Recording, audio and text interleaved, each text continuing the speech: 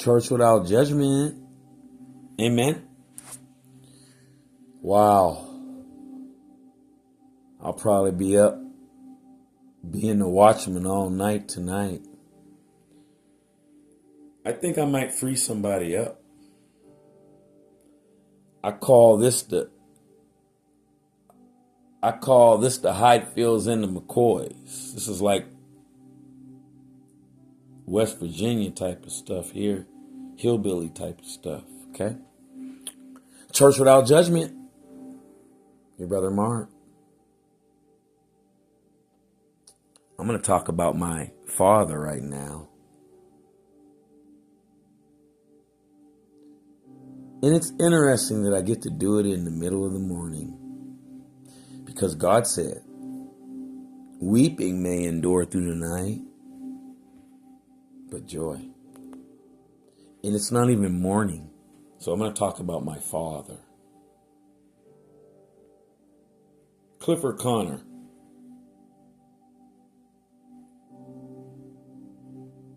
Clifford Raymond Connor.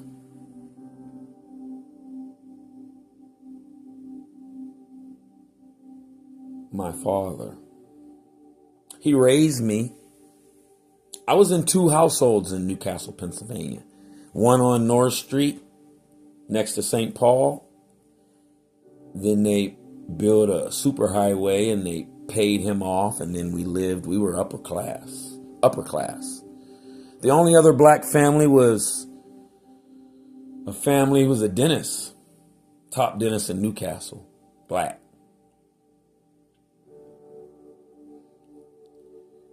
I'm running around as a minor, and all my friends' family, all my friends' parents was younger than my father, which I was calling him daddy, but I was calling him grandpa.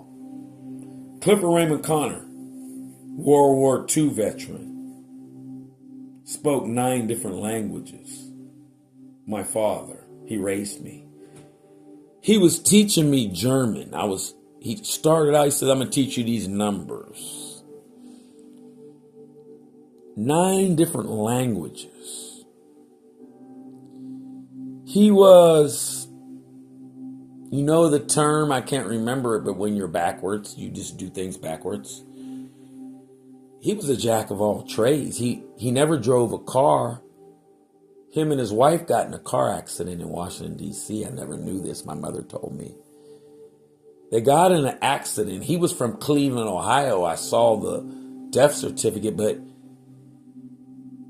we didn't know his origin, but he was in a wreck, him and his wife. And my mother was in my grandmother Eloise's tummy. They got in a wreck. Everybody died but them.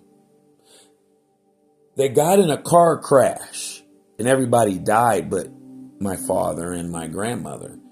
But my mother was in the tummy, so if they would have died, I would have never been born. Then he married Eloise Connor, my grandmother, and he took her and my mother to Newcastle, Pennsylvania.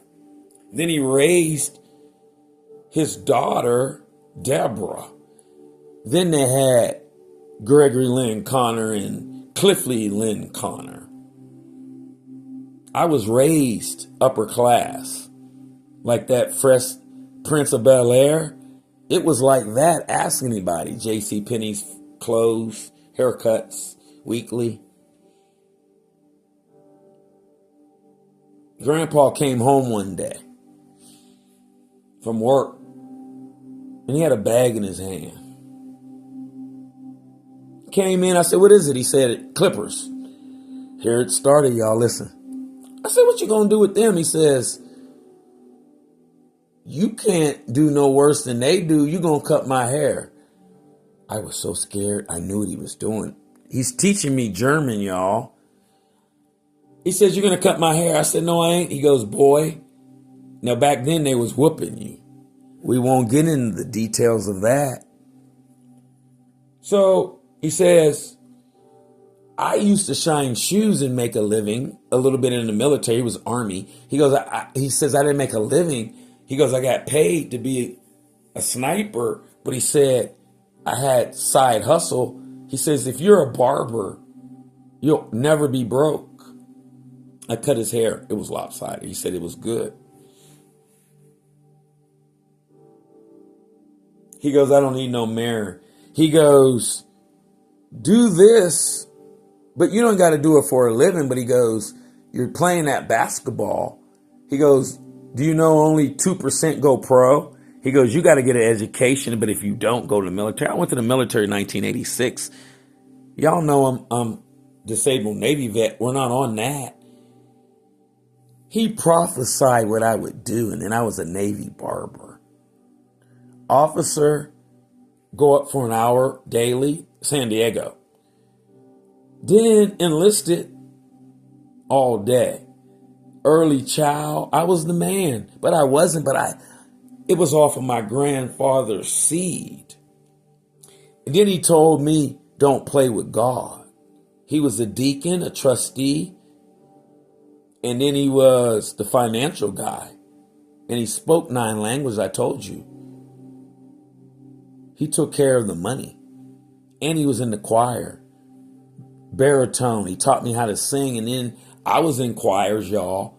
When I was growing up, I'm doing what I'm doing now. I wasn't in the streets. I was in choirs. He taught me. He said, you got to hit the notes. You got to hear it. And then he says, Proverbs chapter 3:5. He told me, don't play with the Lord, son. And then when I went to Bible college and graduated, he was very proud. I wrote a letter to him in the military. He was the proudest. I told him, Grandpa, I said, I'm on a ship 5,000. I was on U.S. Okinawa. Nothing but Marines and Navy. The Marines cleaned their piece. They cleaned their weapon and drank sodas. I sold them to them. I wrote him a letter. I said, how did you know? God reported this to you. I said, I'm running a whole aircraft carrier. And I go upstairs. He says, I'm crying. I tell you all this to tell you that. I did a DNA test. I did a DNA test a couple months ago. A genealogy DNA test. I come from a deep line from Africa, a Hebrew line, Benjamites, Hebrew line. Also, I did a blood lineage. He's my biological father. Clifford Raymond Connor is my father. He is my biological father. And my mother's Deborah Connor. So, and everybody in Newcastle knows anyways about the mixture of the Hatfields and McCoys. Clifford Raymond Connor, thank you, Daddy. I always wonder why I call you Daddy. Y'all, I found the blood lineage. He's my father. So, I want to thank all y'all for loving me all those years and everything. And then just, I want to report to y'all. He took care of me. He did the best that he could in his own inner child. But Clifford Raymond Connor, that spoke 9 languages, Army veteran, lived in Germany, all over Thailand and China. I salute you, First Sergeant Clifford Raymond Connor. Daddy, I love you. I did my best and I will continue to cover the Connor's lineage because that's the only name I know. Thank you, Daddy, for raising me. Take care. Church Without Judgment, that is my grandfather. Now he's my father, I'll do Eloise Connor, my grandmother. But my mother is Deborah Ann Connor, my father. My biological father is Clifford Raymond Connor. Good night. Church Without Judgment.